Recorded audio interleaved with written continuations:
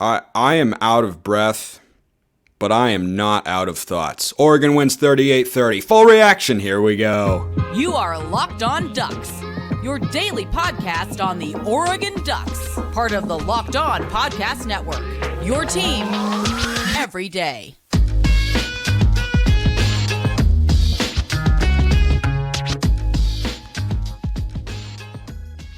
Yes, it is that time for a reaction episode of Locked On Ducks. I'm your host, Spencer McLaughlin. Thank you so much for making this your first listen or your first view post-thrilling victory, just the way we drew it up in Lubbock. Part of the Locked On Podcast Network, your team every day, and your number one source to stay up to date with the Ducks. Like, comment, subscribe, rate, review, please, and thank you wherever you listen to or watch this show, which tonight is brought to you by Gametime. Download the Gametime app, create an account, use code LOCKEDONCollege for $20 off your first purchase. Oh my gosh, you guys, and any girls out there. I had to call a friend so we got back from the Southern Utah BYU game that I was doing on the radio. And I'm watching the game in the parking lot, and my brother and I have long had this tradition that when the game is going well, you don't move where you're watching the game. So I was watching in the parking lot going back to my car, and things were starting to go well. We'd taken the lead with the Camden Lewis field goal, and so I'm sitting there going, well, wait a second. I can't go home. I have to stay here. So I stay in the parking lot. I watch the game. Oh my gosh, so many thoughts. But Oregon wins 38-30. Thankfully, mercifully, we get to exhale after the win. But I had to call a buddy on the way home because I had to just get everything out that I can't say on here. Mostly just the bad words. You know, the feeling of frustration of, oh my goodness, and then we go off on a tirade. That's how I'm feeling right now. That's how many of you are feeling right now. Look, this was not a well-played football game from Oregon in any way, shape, or form. They made key plays in key moments. They weren't good on third down over the course of the game or fourth down, but they got a fourth down stop, which led to points. And they weren't great defensively all game. They had their moments, but then they got the pick six at the end of the game. I got to toot my own horn just a touch here because on Friday's show yesterday, I compared this matchup to Washington State. Smaller stadium, good team, not great. Up and down quarterback, going to be a tough environment. The game played out the exact same way. We played a brand of football for 3.5 quarters, maybe more than that, honestly, that is not going to get us where we would like to go in 2023. However, we ended up winning the game with a game-clinching pick six. My man Jeff Bossa, who we've talked about a lot this offseason, I thought he had a good game overall, but boy, did he make the play that mattered the most. And in this game, you know, Jeffrey Bossa led the team with 9 tackles, the pick six, a TFL. A lot of people were up and down in this game, particularly on the defensive side of the ball. There was a lot of push and pull, give and take and such. Oregon allows 456 yards of offense. That's not where we'd like it to be. But let's focus on the positive here because Oregon won. They found a way to win this football game. It's early in the year. This was their first real test. We're getting an idea after this game of what the Ducks can be. And we had some real positive indicators there. Most notably that we aren't incapable of winning close games, which is how it felt after the end of last season. I mean, we kind of forgot the Holiday Bowl because we're focused on the rivalry games, but that was a gritty, just gutsy and gritty effort from the Ducks, from Dan Lanning. They made plays when they needed to. Bo Nix was fantastic. No surprise there. Aside from that ball that was almost picked off in the end zone, that was almost a disaster because, I don't know, that was just a bad decision from Bo overall. The defense turned over Tyler Shuck 4 times. That felt really good. That felt really good because we saw him at Oregon a couple years ago, and he had tendencies to turn the ball over from time to time. And if life was comfortable for him all day, and if we didn't force any turnovers, it would have been disappointing. But guess what? That defense, led by the defensive line, they came up with some big plays and big moments. They had sacks in this game. I really liked a lot of the things, not all of the things, definitely not all of the things. I liked a lot of things that I saw defensively for the Ducks. Jamal Hill played well. Jeff Bossa played well. I thought Devin Jackson made a couple good plays. The secondary was inconsistent, but that defensive line, they had 4 sacks in the game. And I talked last week that, hey, Wyoming had 3 sacks of Tyler Shuck. So I would like to see us at least get that. If we have 4 to 5, I'll feel good about our chances. We have 4 sacks. We end up winning the game. That doesn't count the pressures that Oregon had as well. You know, they definitely had some lapses defensively, but overall they came up big when they needed to. And Oregon is sitting here at 2-0. They'll remain inside the top 15 going into next week in the AP poll. Their college football playoff hopes were still alive, which I thought were on the line going into this game, because you're not going unbeaten in Pac-12 play, especially if we play like that. My goodness, you're not going unbeaten in Pac-12 play, but I don't think that's going to happen anyway, because the Pac-12, I don't know if you guys noticed, by the way, the Pac-12 is stacked. I mean, it is stacked to the extreme. Arizona almost beat Mississippi State, took them to overtime. Like, there are so many good teams in the Pac-12. Washington State took care of Wisconsin for a second year in a row. The Beavs are thumping UC Davis right now. It's an FCS school. That's what you'd expect. Cal's got an early lead on Auburn. Like, this is, Utah beat Baylor. Colorado looks good. This is a good conference, and Oregon is going to have to play a better brand of football. But there are things from this game that I want to see continue throughout the course of the season. The speed, first of all, Dan Lanning in the offseason talked about team speed, and that he felt that's an area that needed to be addressed. That defense looks so much faster in so many areas.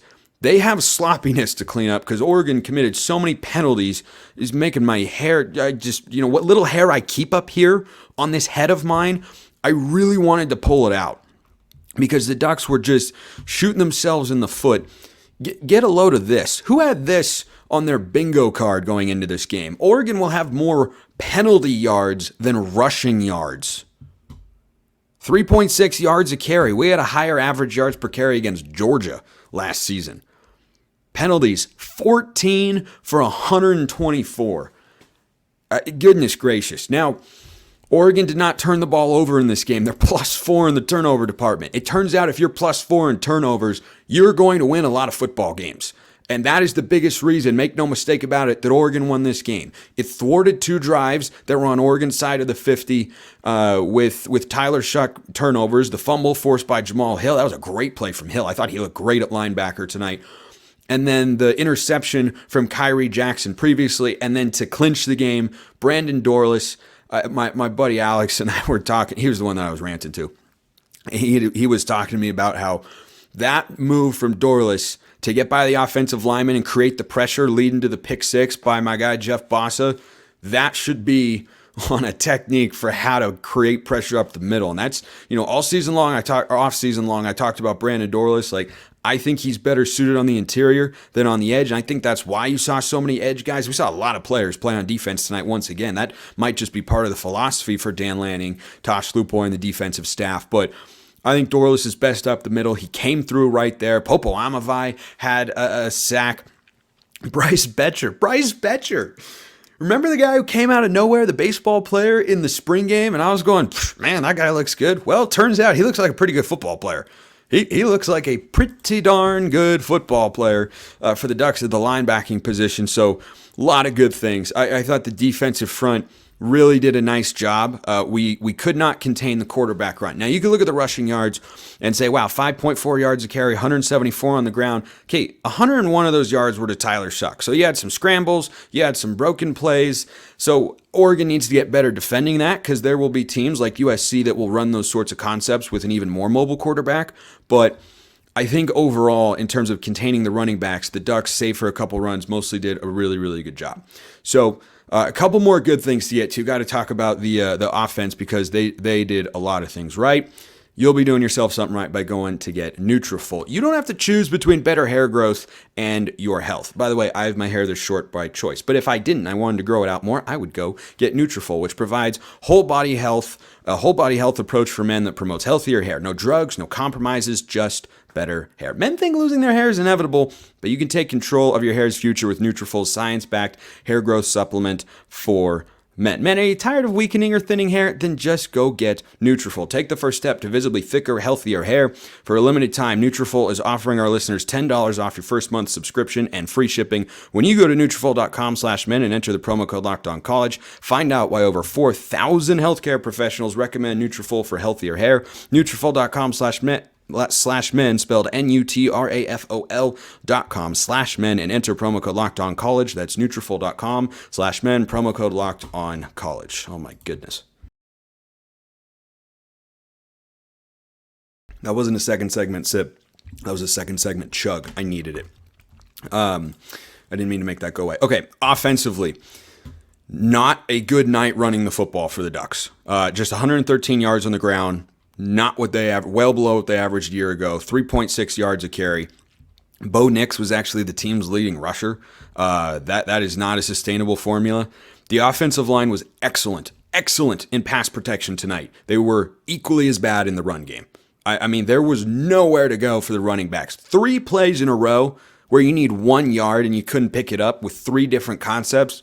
That's not okay. I don't care who the opponent is. Should never take you 4 tries. You should be able to pick up a yard in 2 tries, let alone 3. So that has to improve. Doesn't mean it can't. By the way, shout out Poncho, Iapani Lalaulu, the true freshman, who was in at right guard all the time tonight when Stephen Jones needed a breather. Good for him being on the 2 deep. So Bo Nix, man, that guy's good. He was bodacious, you could say. 32 of 44, 359 yards, 2 touchdowns. Troy Franklin and Noah Whittington, 6 catches apiece. Bucky Irving had 7. Tez Johnson had an awesome game. That touchdown that he scored, boy, he is a nasty route runner. Nasty. He is a stupidly fluid athlete. And by the way, Bo Nix with completions to 1, 2, 3, 4, 5, 6, 7, 8, 9 different receivers. As my brother says after he hits a good golf shot, that'll do, donkey, that'll do. This whole game, by the way, reminds me of another movie I liked when I was a kid. It's called Open Season. There's this scene where this moose, it's about animals and getting hunted and everything like that. This moose is in a dumpster, and he finds this cup of black coffee, and he pours it in his mouth. He goes, ugh. It's good, it's bad, it's good, it's bad. I don't know how to feel. That's this game. It's good, it's bad. We won, which is great, but it didn't feel great all the time. But then it was good, and now it's exciting because we won the football game, and that's what you're trying to do here. And Oregon's college football playoff hopes remain alive as a result. So I think the Ducks are happy to escape from this one. A lot to improve upon. The penalty yardage. My goodness, the penalty yardage. But also, we can't have an immediate reaction pod here without talking about my guy Camden Lewis, whose career trajectory continues to be wildly impressive and awesome. He gutted it out after losing his starting job, won it back, and man, has he earned our confidence and trust. Big kicks in this game. Putting Oregon in front from that angle, like as a right-footed kicker, it's I think easier to kick from the other side. I can only say that from my middle school football playing days. That's what I remember. Kicking from that hash mark, never thought it was as easy. Maybe he feels differently, I don't know. But I tell you what, those kicks were money. Those kicks were absolutely money. I loved the swinging gate, bringing that back. I'm totally here for it. Love the advantage that created. Will Stein, his first game as the play caller for the Ducks against a Power 5 school, had good moments, had not as good moments. But Bo Nix is a really good football player. Like I think everybody understands that, and his Heisman candidacy is off to a good start here because that is a Bo Nix win for the offense. 32 of 44, 359, 2 touchdowns, no picks. He should have had a pick. That was a poor decision, trying to play hero ball too much, but he ran it well. 9 carries for 46 yards. He spread the ball around. When we were down, and Mark Helfrich talked about this. I need to talk about Mark Helfrich in just a sec. But when we were down, it was either Helfrich or the play-by-play guy, who I thought did a nice job, commented that Bo Nix was just Mr. Cool back there. He kind of was. Calm, cool, collected, make plays, use his legs, make throws. I mean, we're lucky to have that guy. I love watching him play quarterback. Just a quick note on Helfrich, who I thought was better than I'd heard him in the past as a color analyst. He was trying too hard to not appear as an Oregon homer with the way he reacted to certain plays and calls from the officials. Who, by the way, I did not think did a bad job. Oregon did a bad job of not committing penalties. That was not at all on the crew or anything like that. But I thought there were times like the late hit on the drive that led to the go-ahead field goal. Like he clearly drove, I think it was Noah Whittington out of bounds way after the whistle had blown. And Helfrich was like, I don't know about that. Like, dude, come on. They've been calling it all. They called it against the Ducks several times. So many penalties. My goodness. I think there were 5 defensive pass interferences. There were at least, I can think of 3 off the top of my head. I think there was one more too. Mace Funa had one. Kyrie Jackson had one. Tyshim Johnson had one. I think there were a couple more. So that's the biggest thing. I mean, you just can't keep shooting yourself in the foot. Like, it was the exact same as the Washington State game from a year ago. We escaped then, but then making those sorts of mistakes cost us against the Bees, right? Dropping a punt. Here's everything that went wrong for Oregon today. They had 124 penalty yards. They were stopped short on 4th down after they had 2nd and 1. They were in field goal range. I was okay with them going for it, but I wouldn't have minded them taking the points. I'm a proponent of taking the points on the road, but it was later in the game, so I understand that call. They had a punt blocked, and they just could not get out of their own way. I mean, it was just penalty after penalty. I mean, even the last drive, right? Shuck has the big run. He slides down at midfield harmlessly. There's a holding penalty that's going to end the game. And then we have a late hit from Kyrie Jackson. Like, dude, come on. That cannot continue over the course of the season. Dan Lanning knows that. The coaches know that. But that was infuriating to watch. I mean, I'm really happy we won this game, as I talked about to begin the show. I'm not happy with how this game played out. Oregon showed glimpses of what their talent can be on paper, of the talent that we saw on paper, but holy smokes, just so drops and jitters, and the offensive line, that chemistry was there for pass protection, but boy, it did not run as seamlessly as it did at times a year ago with Forsyth at center. So I thought there'd be a learning curve for the offensive line with, all the new guys in there. I know there's experience and talent, but that exact unit, new center, new left tackle. Connerly had 3 false starts. They had a number of moments in the running game where it was just never even close to creating a hole. And I think they can improve tremendously because Oregon cannot. Bo Nix is really, really good. I mean, man, I feel so good with him back there. I almost didn't like that we ran it on 3rd down before we kicked the go-ahead field goal because I would have liked to give Bo Nix at the very least an RPO, give him a chance to make a play. Now on the flip side of things, he almost threw an interception in the end zone, and it all worked out in the end. So I get that, but when Bo was locked in the zone, man, is he a good football player? And the way he uses the running backs and the tight ends, you had 2 tight ends, and let's see, 1, 2, 3, 4, 5 receivers, and 3 running backs catch passes. Or 1, 2, 3, 4 receivers, 3 running backs, and 2 tight ends catch passes.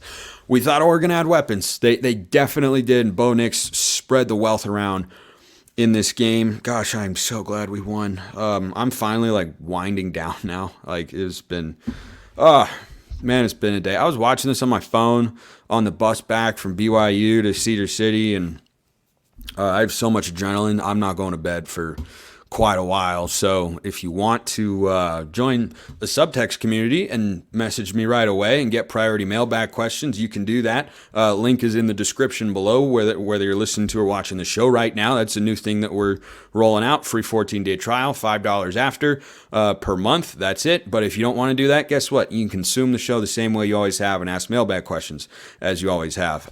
Curious as to all your guys' thoughts. Twitter DMs, YouTube comments, we're going to have all next week to continue reacting to this. Just, it's a heart racer.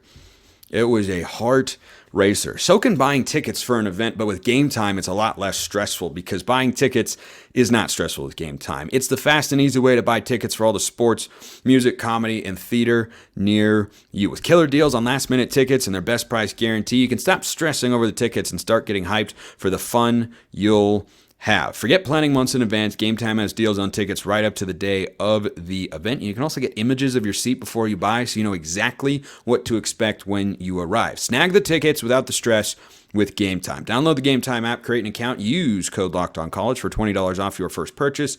Terms apply. Again, create an account and redeem code LOCKEDONCollege for $20 off. Download Gametime today. Last minute tickets, lowest price guaranteed. Man, I had to take a second there. Just collect my thoughts. Okay, a couple good things to end on here. The depth of Oregon's playmakers is so pronounced. Patrick Herbert looked great. T. Ferg, after an early drop, responded, had a big catch and run down the sideline there in that game. No surprise with the 30-yard catch and run there. So I love Oregon's weapons. There's so many options. Troy Franklin's a beast.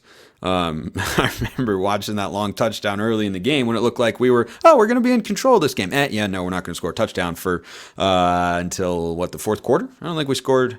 Pretty sure that's right. We didn't score a touchdown until the fourth quarter after the first. So a little bit of a gap there, but we came up when it counted, and they are they are looking at an offensive repertoire here. Offensively, it's an embarrassment of riches. I mean, Franklin, when he had that long touchdown, he beat the corner. I looked at it, I was like, that was the easiest 72-yard touchdown in the history of easy 72-yard touchdowns. Like, that was just one-on-one. I'm an NFL player, you are not, and I'm beating you up the field. And Bo Nix dropped a dime. That was a beautiful throw. Tez Johnson looked great. I mean, he is just a really good athlete. How cool was that moment? First of all, 3rd and goal from the 13-yard line, I think it was, and Tez Johnson has a 13-yard touchdown. Yeah, and then Bo Nix goes over and gives him the little brother kind of noogie on the helmet. Like that was great stuff. And gosh, I got to talk about that guy Bo Nix again, because he looked every bit the player that we saw last year, that we expected him to be, and that we needed him to be. That was Bo Nix at his best right there, aside from the one throw. I thought he was outstanding. I mean, he counted for over 400 yards of total offense, which they say is pretty good. 2 touchdowns, no turnovers, thanks to that deflection. So I liked what I saw offensively. Defensively, by the way, I thought the defensive rotations would shore up a little bit, especially along the defensive line. There are a lot of young guys seeing time. Jaleel Florence is one of the top 2 corners. I love seeing that. I thought Florence had a great game. I'll wait to see the PFF grade to see if I missed anything. But every time I saw him in coverage, they weren't throwing his way. And he was one of the first 2 corners out there with Kyrie Jackson. We saw Triquez Bridges. Dante Manning didn't play a ton, I don't think, but he was definitely out there. But, I mean, we saw a little bit of everybody. I mean, Steve Stevens and Brian Addison. There were just a lot of dudes out there making plays for the Ducks, and there were a lot of young players. Blake Purchase was out there. Tatum Tuioti was out there. He's been one of the fall camp standouts, and he was on the field regularly. So the depth on the defensive tackle position is pronounced. I mean, Casey Rogers and Dorlus was a beast. Popo Amavai looks great, and that's huge for the Ducks. He had a sack, had a number of other really good moments. Dorlus is a beast. Birch was good. Mateo Uyunglele had his first career sack as a Duck. It got nullified because of a penalty on Texas Tech, but we all saw it happen. And he converged on Tyler Shuck with Jordan Birch. And didn't that feel nice? Because who have we talked about as the big upgrades for Oregon on the defensive line this offseason? Jordan Birch, Mateo Uyunglele. Guess what? Those 2 played a lot. Mace Funa, by the way, is now playing sparingly along the defensive line and at the edge spot, and is playing as a second-level linebacker again. He played that earlier in his career, so it's not foreign to him. He just looks so big. Like, there was a point where he was out wide defending a screen pass, like a cornerback or something, and I was like, whoa, okay. So I think they've moved him out there, and that's opened up a spot at the edge for Tatum Tuioti and Blake Purchase and Mateo and Jordan Birch. And, I mean, The defensive line looked deep. They looked good. Taki Taimani had a good game. They looked good. Really just allowed the one long run to Taj Brooks, but they got to be able to stop the quarterback run. Got to be able to stop the option play, everything like that. But boy, I thought that defensive line, that was encouraging. That was, for all the things the defense did wrong tonight, which were many, and we'll talk about throughout the week, there were a lot of things that they did right, including making the game-clinching play. I mean, Jeff Bossa and Jamal Hill, those are two turnovers, impact plays, won Oregon the game, needed both of them, and they come from a position group where we are asking going into the year, are we going to get playmakers at that position more than we had a season ago? Well, early returns, really, really good. I think Jamal Hill's a beast. I think Bossa is a much better version of himself. He's still got the speed, but I don't think he's getting laid out in run situations. He had a couple really nice tackles. He had a lot of nice tackles. He had 8 solo tackles in this game, a TFL, the pick 6. I thought that was outstanding. The back end is where the questions are. The secondary made some mistakes. We'll talk about that more on Monday. We're ending on a high note here. Offensive weapons, defensive line, Camden Lewis. By the way, it ended up being a big return, but Oregon's got a punter here. Oregon had a booming punt, the likes of which we just haven't seen, and that helps a defense tremendously. We saw both Ross James and Luke Dunn. Dunn was able to put it inside the 20. Ross James had the 63-yard behemoth. So they did have one blocked. Can't have that, but overall, defense and special teams gets a passing grade, definitely not an A, but a passing grade for tonight. The offense, 38 points. I thought the game would be 34-23.